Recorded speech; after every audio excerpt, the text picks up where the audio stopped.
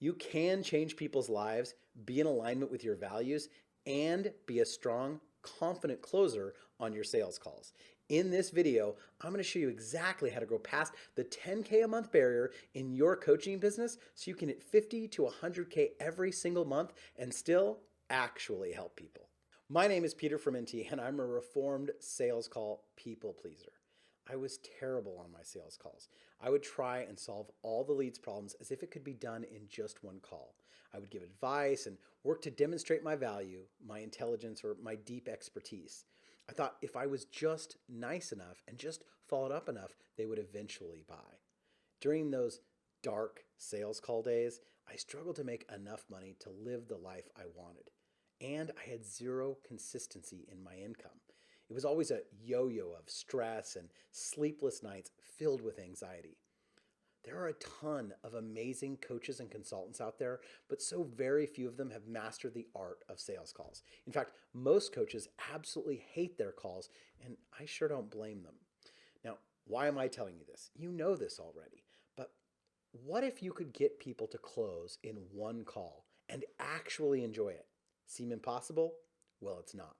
So the simple process I'm about to share with you has helped coaches in 37 coaching verticals and counting turn their sales calls and sales call process around so that they can stop fixing their marketing and break through the 10K a month barrier and live the life they deserve.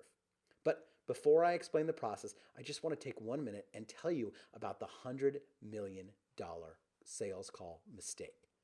$100 million, that's a number, right? That is a number, and it might even be a little bit low. It's the number that coaches and consultants are leaving on the table every single year by making this one big mistake on their calls. And if you're a coach that's been hovering right around the 10K a month mark, I'd be willing to bet this mistake has cost you at least $75,000 in the past 12 months. And if you don't fix it, it will likely be even worse in the next 12 months. And 99% of coaches are doing this, so listen up. You get on a call, you panic. You know you can help the person, so you try and dazzle them with the depth of your program. You let them know all the endless support that they'll get to achieve their goal. Then you want to prove your expertise, so you hit them with all the science and the data that backs up what you're saying. Then you want them to see your value, so you start coaching them right there on the call through their problem. And poof, they're gone. They'll tell you they're broke, they say they have to talk to their wife or their husband, or they just don't make decisions on the call.